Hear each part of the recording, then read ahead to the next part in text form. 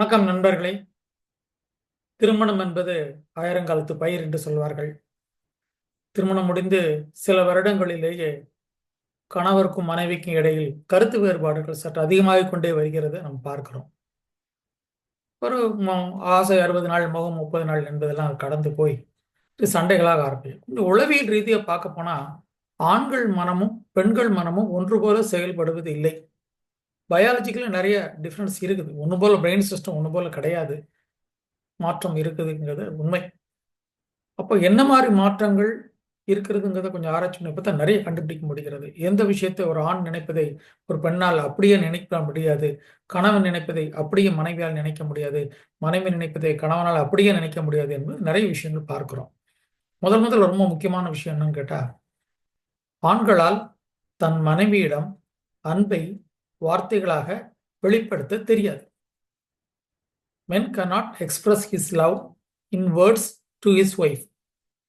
அன்பு இருக்குது, சந்தேகமே கிடையாது. நிறைய அன்பு இருக்குது, லவ் அண்ட் அஃபெக்ஷன் இருக்குது. ஆனால் வார்த்தைகளாக வெளிப்படுத்த தெரியாது. திருமணத்துக்கு முன்னாடி அது வேற கதை. கல்யாணம் முடிகிற வரைக்கும் நிச்சயம் பண்ண நாள்ல இருந்து இல்லை லவ் பண்ண ஆரம்பிச்ச நாள்ல இருந்து திருமணம் முடிகிற வரைக்கும் அன்பு கொட்டும் கொட்டிக்கிட்டு இருப்பாங்க. அதெல்லாம் சந்தேகமே கிடையாது. ஆனால் திருமணம் ஆன உடனே முதல்ல கட்டாகிறது பேச்சு தான். அதுக்கப்புறம் பேசணும் கூட அவசியம் இல்லை அப்படிங்கிற லெவலுக்கு போயிட்டு ரொம்ப என்னங்க உட்காந்து பேசுங்களா, இப்போ என்ன இருக்கு பேசுறதுக்கு அப்படின்னு சொல்லக்கூடிய அளவுக்கு இருக்கும். அப்போ ஏன் பேச்சை நிறுத்தி விடுகிறார்கள்? அதுக்கு மேல அதே மாதிரி ஏன் பேசுவதில்லை? பெண் என்ன நினைக்கிறாங்க, என் மீது அன்பு குறைந்து விட்டது, முன்னாடி மாதிரி இல்லைன்ட்ட அப்படின்னு அவங்க நினைக்கிறாங்க.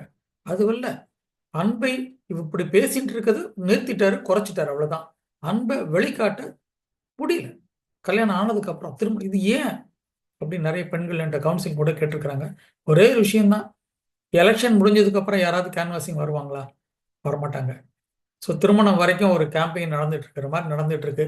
இனிமேல் எனக்கு என்ற சொந்தமாகிவிட்டது. இனிமேல் எக்ஸ்ட்ரா பேசுவதற்கு ஒன்றும் இல்லை, பிராக்கெட் போடுவதற்கு ஒன்றும் இல்லை, பேசுவதற்கு ஒன்றும் இல்லை தான் போகுதே தவிர அது அன்பு இருக்குது, அது வார்த்தைகளாக வெளிப்படுத்த தெரியல. இதில் இன்னொன்று நல்லா கவனிக்கணும். ஆண்களால் தன் மனைவிடம் மட்டும்தான் அன்பை வார்த்தைகளாக வெளிப்படுத்த தெரியாது. வேற எந்த பெண்ணிடமும் எந்த வயதிலும் அன்பை டன்னு கணக்கில் கொட்ட முடியும். அது உண்மை. இது ஒரு மேனுஃபேக்சரிங் டிஃபெக்ட்னு எடுத்துக்கணும், ஒரு வழியே கிடையாது. இப்படிதான் சிஸ்டம் இப்படிதான் ஒர்க் பண்ணுகிறது. இது முதலில் நம்ம கண்டுபிடிக்கக்கூடிய மிகப்பெரிய ஒரு வித்தியாசம். ஆண்களால் தன் மனைவியிடம் அன்பை வார்த்தைகளாக வெளிப்படுத்த தெரியாது.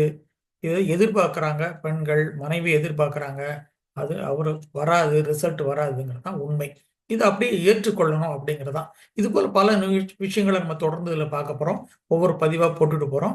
இந்த வீடியோ உங்களுக்கு பிடிச்சிருந்தா லைக் பண்ணுங்க, ஷேர் பண்ணுங்க, கமெண்ட் பண்ணுங்க. தேங்க்யூ.